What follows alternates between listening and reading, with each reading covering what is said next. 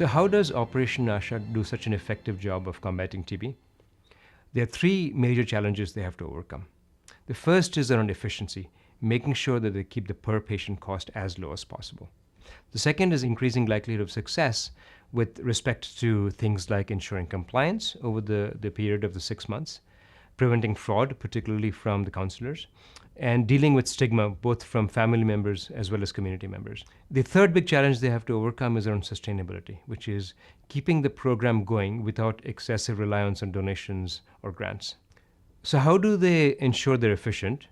They leverage existing infrastructure and people. So specifically, they're not building new clinics. They're using existing places like temples and pharmacies and so on. And they're employing the people who already work here. So they don't have a whole new staff doing their work. They're also using the free government drugs. So that dramatically reduces the cost of service delivery. Most importantly, particularly in urban areas, the population density helps a lot, so that essentially a counselor doesn't have to go very far per patient, and each clinic or each dispensary can serve a very large number of patients. How do they maximize likelihood of success? They do four things. First, they engage the family. So the family is very well educated on the do's and don'ts of TB. The family knows that they don't have to throw somebody out because they have TB. They know how to help the patient get treatment successfully over the course of the 6 months. And they know what to do so that they themselves don't get infected.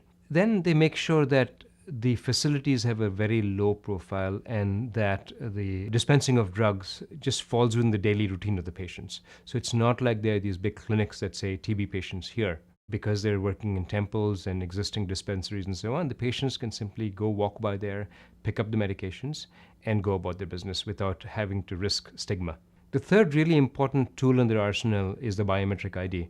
Essentially, they have replaced a paper-based system which was rife with fraud, with a thumbprint-based system, so that the moment a patient misses a day's treatment, they know and they can take immediate corrective action. And the last thing is, it just boils down to cash. Their counselors have cash incentives. So the more patients they treat successfully, the more cash they get. How do they increase sustainability? Well, they leverage this really interesting program that the government of India has in place, essentially rewarding organizations for successfully treating patients. So for every patient that Operation Asha treats successfully, they get a cash incentive.